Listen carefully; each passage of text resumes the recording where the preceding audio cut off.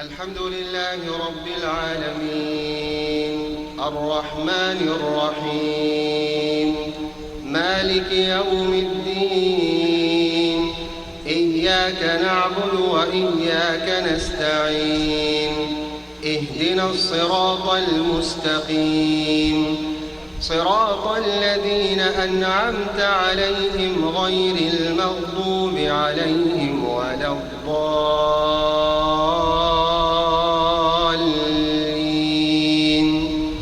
آمين.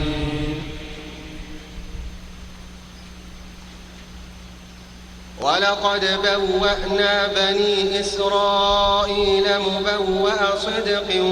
ورزقناهم من الطيبات فما اختلفوا حتى جاءهم العلم إن ربك يقضي بينهم يوم القيامة فيما كانوا فيه يختلفون فإن كنت في شك مما أنزلنا إليك فاسأل الذين يقرؤون الكتاب من قبلك لقد جاءك الحق من ربك فلا تكونن من الممترين ولا تكونن من الذين كذبوا بآيات الله فتكون من الخاسرين إن الذين حقت عليهم كلمة ربك لا يؤمنون ولو جاءتهم كل آية حتى يروا العذاب الأليم فلولا كانت قرية آمنت فنفعها إيمانها إلا قوم يونس لما آمنوا كشفنا عنهم عذاب الخزي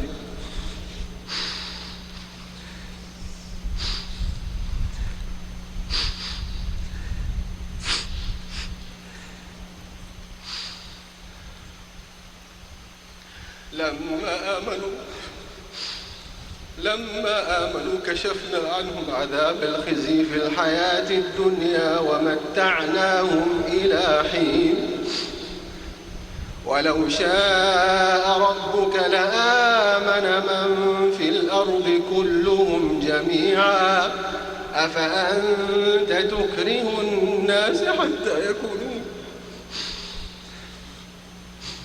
أفأنت تكره الناس حتى يكونوا مؤمنين وما كان لنفس أن تؤمن إلا بإذن الله ويجعل الرجس على الذين لا يعقلون قل انظروا ماذا في السماوات والأرض وما تغني الآيات والنذر عن قوم لا يؤمنون فهل ينتظرون إلا مثل أيام الذين خلوا من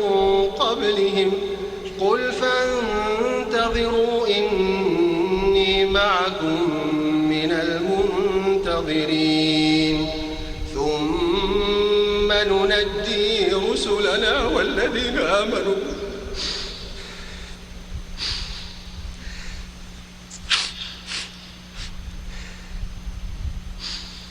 كذلك حقا علينا ننجي المؤمنين قل يا أيها الناس إن كنتم في شك من ديني فلا أعبد الذين تعبدون من دون الله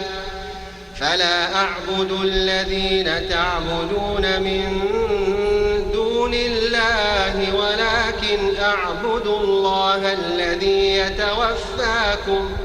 وأمرت أن أكون من المؤمنين وأن أقم وجهك للدين حنيفا ولا تكونن من المشركين ولا تدع من دون الله ما لا ينفعك ولا يضرك، فإن فعلت فإنك إذا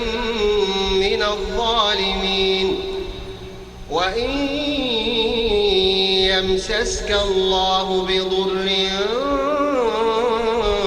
فلا كاشف له إلا هو، وإن يردك بخير فلا راد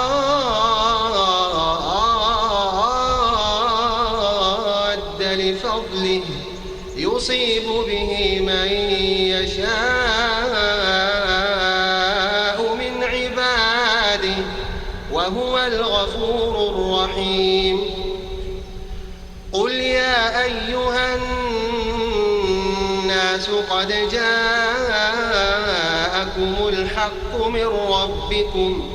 فمن اهتدى فإنما يهتدي لنفسه، ومن ضل فإنما يضل عليها وما أنا عليكم بوكيل. واتبع ما يوحى إليك واصبر حتى يحكم الله وهو خير الحاكمين.